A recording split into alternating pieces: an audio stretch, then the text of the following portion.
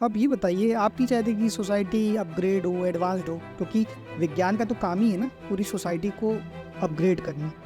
अखबारों ने बोला, टीवी ने बोला, सोशल मीडिया ने बोला, मोबाइल पे घंटी कर दो सबसे पहले तो कोरोना की बात आती। मास्क लगाएं, ये करें वो करें। नेताओं ने झूठ बोला, डॉक्टरों ने झूठ बोला। इस झूठ से भी पर्यावरण खतरे में पड़ गया। इतना कम, अगर कम उपयोग करेंगे तो भी कितनी सारी बिजली की बचत हो जाएगी। इसी का अर्थ है कि अपने घर का कूड़ा कचरा किसी दूसरे के सिर पर फेंक दो। नमस्कार दोस्तों, मिस्टिक इनसाइट्स क्लिप्स देखते रहिए to make yourself strong spiritually, physically, mentally and socially. And to get more updates, subscribe the channel.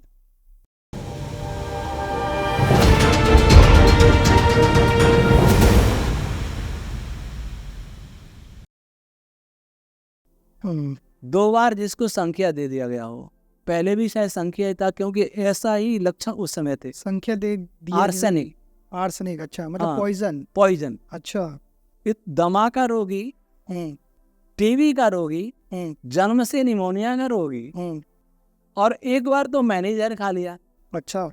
वो दमा की दवाई बना रहा था, जंगली प्याज का रस, वो इस प्रकार की दवाई बनाई।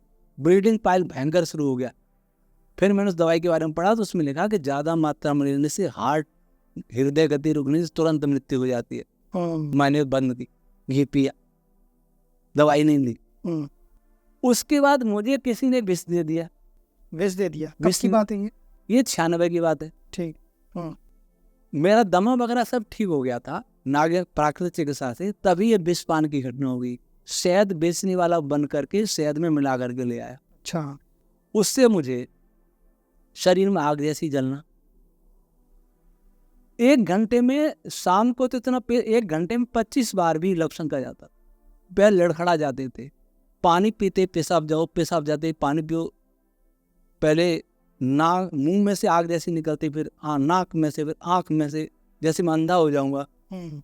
वैसी स्थिति में मैंने दवाई नहीं ली। 8 महीने केवल से फल और दूध और दही पर रहा अपने मन से। मुझे सपने में किसी सन्यासी ने कह दिया कि ऐसा करो, तो मैंने ऐसा किया। सपने में आके सन्यासी ने बताया? हाँ, अच्छा। आर्य समाज के सन्यासी थे, स्वामी सर्वानंद जी बड़े प्रसिद्ध थे, वैद्य थे। मुझे सपना में आए क्या ऐसा करो ब्रह्मचारी जी, तो मैंने वैसा किया। 3 साल तक भोगता रहा, चिकित्सा नहीं कराई। एलोपैथी से नफरत हो गई थी, अपने आप ही नेचुरोपैथी करता रहा। तब किसी ने कहा जांच तो करा के देखो आपका क्या हो गया है।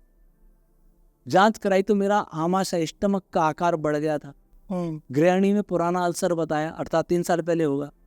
मूत्राशय में पुरानी सूजन बताई, बड़ी आंत में पुरानी सूजन बताई, ब्लीडिंग पाइल चल रहा था, जो दमा ठीक हुआ वापस हो गया था। इन 6 रोगों को देख करके कोई कहेगा बच जाएगा आदमी?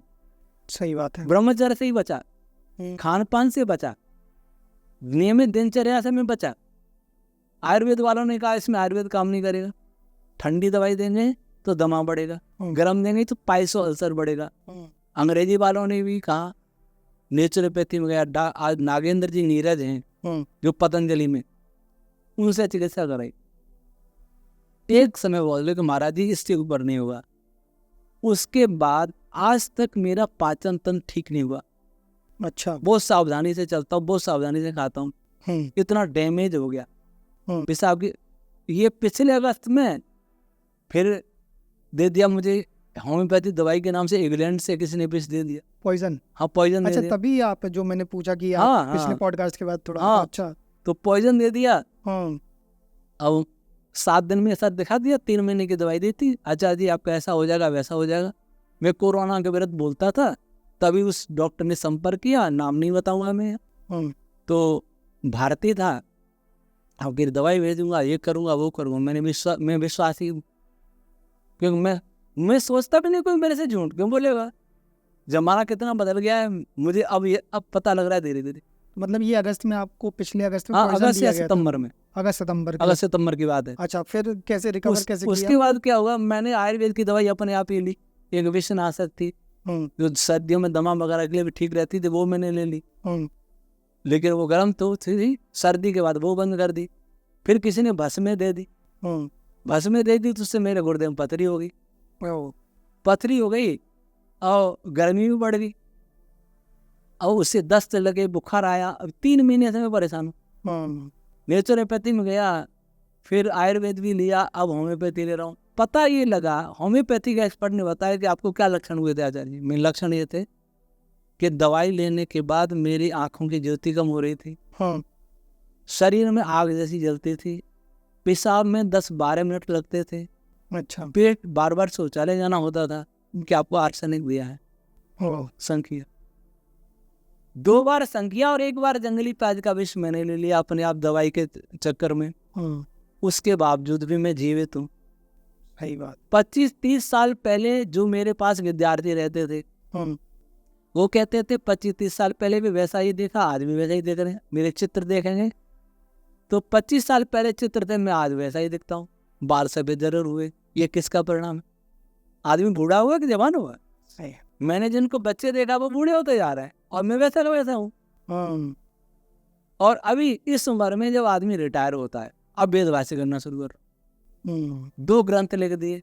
हाँ, आप तो काफी घंटों काम करते हैं लगातार। 2 ग्रंथ लिख दिए जिनको विश्व में कोई नहीं कर पाया, जिनका डिकोड नहीं कर पाया अभी तक, उसको मैंने डिकोड किया।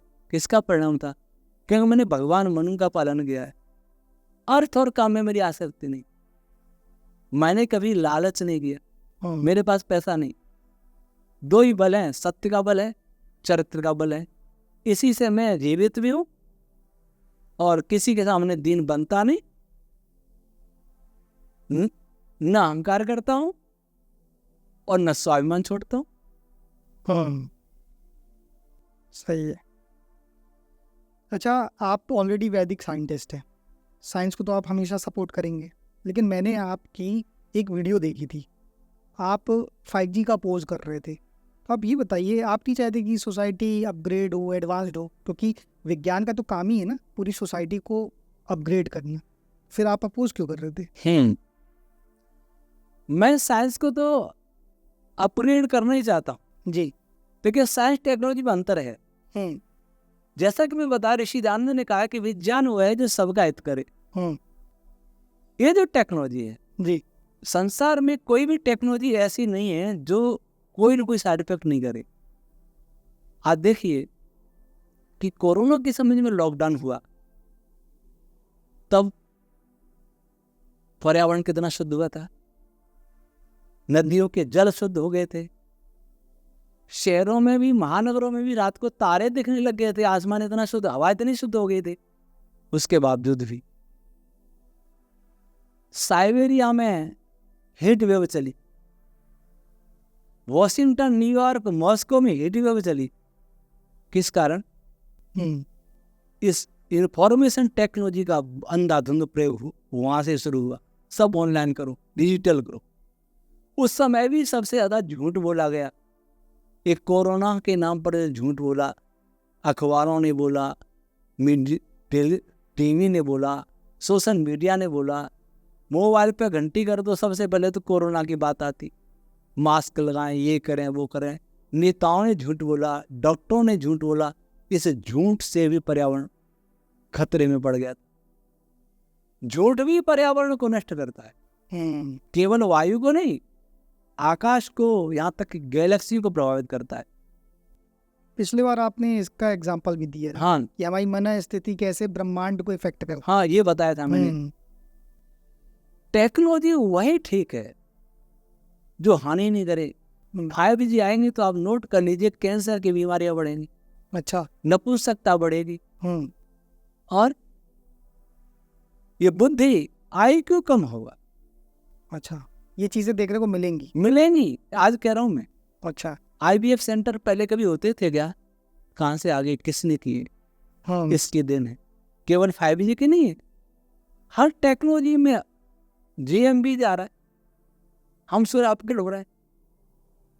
सत्य हमारा अपग्रेड नहीं हुआ, दया भावना हमारी अपग्रेड। मानवीय जो मूल्य हैं उनकी कोई चिंता नहीं करता।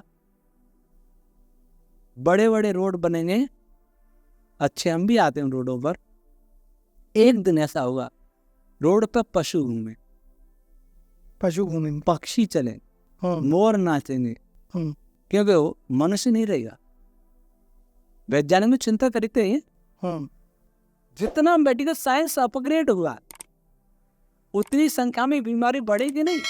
हाँ पहले कैंसर कितने होते थे, हाँ डायबिटीज हार्ट के रोग कितने होते थे, हाँ वैक्सीनेशन के बाद कितने साइलेंट अटैक आ रहे हैं, पहले होता था कैसा? हाँ ये किसके दिन है? ये सारी टेक्नोलॉजी फार्मा कंपनी के दिन है। हर टेक्नोलॉजी का फार्मा कंपनियों से कोई रिलेशन है? फार्मा कंपनी वह समुद्र है, जैसे समुद्र में सभी नदियां गिरती हैं, वैसे हर टेक्नोलॉजी उनको फलीभूत करने के लिए बनाई जा रही है। चाहे भवन निर्माण की टेक्नोलॉजी हो, बड़ी बड़ी बिल्डिंग हैं यहाँ, क्या सभी बिल्डिंग स्वास्थ्य के लिए अनुकूल है? कैसा मतलब, थोड़ा समझाइए। एसी में शुद्ध वायु नहीं मिलता, पर्याप्त ऑक्सीजन नहीं मिलता, ठंडक रहती है, गर्मी सहन करने की क्षमता चली जाएगी। अच्छा लेकिन लगेगा? आप ये बताइए आज की डेट में क्या ये पॉसिबल है कि मतलब जैसे अगर 5G न लाया जाए एग्जांपल, या AC ना यूज किया जाए, क्योंकि दिन पर दिन पर्यावरण, इसी बार कितनी गर्मी पड़ी थी, 60 डिग्री के आसपास पहुंच रहा था तापमान। तो ये पॉसिबल है कि व्यक्ति क्या मतलब पीछे गांव वाली लाइफ में तो जाके जिएगा नहीं, जब आज सब एडवांस हो रहे तो फिर विकल्प क्या हो सकता? देखिए, शहरों में तो ये स्थिति है कि बिना एसी के नहीं रह सकता। हाँ हम भी जाते तो एसी बुक कर दें कमरा, क्योंकि शहर में हमारे आश्रम में एसी नहीं है। हाँ गर्मी पड़ती है, हम खुले में सोते, खेत में सोते हैं। अपने आश्रम के बाहर खेत जैसा ही है, वहाँ तो वहाँ सोते हैं खाट डाल के।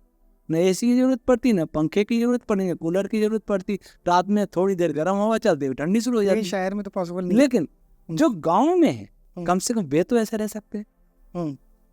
शहर में एसी बहुत जरूरत हो तो चला लें, नहीं तो कम चलावें। इतना कम, अगर कम उपयोग करेंगे तो भी कितनी सारी बिजली की बचत हो जाएगी। एसी का अर्थ यह है कि अपने घर का कूड़ा कचरा किसी दूसरे के सिर पे फेंक दो, अपने घर की गर्मी निकाल के रोड पे फेंक दो, फिर हीट वेव चलेगी, टेम्परेचर बढ़ेगा ही। टेम्परेचर महानगरों में क्यों बढ़ता है, गाँव में कम क्यों होता है? वहाँ पेड़ है, वहाँ कोई गर्मी अपने घर की बाहर नहीं फेंकता, वो उसी में रह लेता है जितनी। अब यहाँ फेंक के रोड की गर्मी बढ़ गई, वर्षा भी नहीं होती फिर। तो गर्मी बढ़ाने के लिए उत्तरदायी हम हैं। जो संभव है उसको तो कर सकते हैं। गांव के लोग मिट्टी के घर होते थे, सृष्टि को बने लगभग 2 अरब वर्ष हो गए, मकानों के अवशेष नहीं मिलते। 50-60 साल बाद कल्पना करें, ये सीमेंट चला जाए, ये बिल्डिंगें जाएंगी, इनका मलबा भी सहन करने लग धरती में क्षमता नहीं है, कहाँ डालें? दूसरे कहाँ से लाएंगे? आज की दौड़, एक उर्दू शायर ने कहा है, आराम से गुजरती है आगे की खबर खुदा जाने। अब आराम से गुजर रहा, आगे की खबर खुदा जाने। जब टेम्परेचर इतना बढ़ जाएगा कि एसी भी शुरू हो जाएंगे, तब क्या? डिजिटलाइजेशन जो है, ये जो वेव्स हैं, कोई भी वेव दुनिया में ऐसी नहीं है जिसमें हीट नहीं होती। चाहे वो रेडियो वेव क्यों हो, माइक्रोवेव क्यों हो, कम होगी पर हीट बिना कोई वेव नहीं होती। हमने वेव से इस धरती को भर दिया है, वेव्स का चैम्बर बना दिया, रेडिएशन का चैम्बर बना दिया है, तो गर्मी तो बढ़ेगी। वो रेडिएशन वायुमंडल के मॉलिक्यूल से टकराएंगे तो टेम्परेचर तो बढ़ेगा ही। कौन उत्तरदायी है? जो काम ऑफलाइन हो सकता है वो ऑनलाइन की क्या जरूरत है? बैंक में नहीं जाना, आज बैंक सिस्टम, ये सारा ऑनलाइन सिस्टम है, वो हमारे कंट्रोल में तो है नहीं। सारे प्लेटफॉर्म विदेशियों की कंट्रोल में है। उनके कोई टेक्निकल खराबी आ जाए, जानबूझ करके हमें गुलाम बनाना चाहे तो हम क्या कर लें? आज साइट नहीं, नेट नहीं आ रहा है, क्या कहेंगे? आगे से नहीं आ रहा। जानबूझ करके कोई नेट हमारा बंद कर दे कंपनी, और आपको हॉस्पिटल में पेशेंट के लिए, अपना कोई किसी रिलेटिव के लिए, मित्र के लिए पैसा निकालने की जरूरत है, हॉस्पिटल नेट नहीं, क्या करेंगे आप? बैंक में से हमारा पैसा निकाले पता ही नहीं लगता है। अमेरिका में भी पता नहीं लगता है कि हमारे जानने वाले वगैरह 70 मिलियन निकाल लिए डॉलर। अच्छा, पकड़ नहीं पा रही पुलिस, क्या करेंगे? पहले टेक्नोलॉजी होती थी, उसका कोई साइड इफेक्ट नहीं होता था, जिसको एटम बम छोड़ भी देते थे उसे वापस भी ले सकते थे, उसको निष्प्रभावी भी कर सकते थे। आज हमने बंदूक तो बनाई, पर बंदूक से गोले चले उसे वापस लेने की टेक्नोलॉजी हमारे पास नहीं। एटम बम बनाया, छोड़ने के बाद उसको कैसे निष्क्रिय किया जाए या वापस ले जाए, ये तो नहीं सोचा। दवाइयां तो बनाई, पर दवाइयों को पैरासीटामोल लो, लीवर खराब होगा, गुर्दे खराब होंगे, लीवर वाले के पास जाओ, गुर्दे वाले डॉक्टर के पास जाओ। कितने डॉक्टरों का काम चल रहा है। तो ऐसी टेक्नोलॉजी मैं समझता हूँ धीरे धीरे बंद करनी। विकास और जीडीपी दो खतरनाक अवधारणाएं दुनिया में चल रही है। ये पूंजीपतियों की देन, गरीब की नहीं, मध्यम वर्ग की नहीं।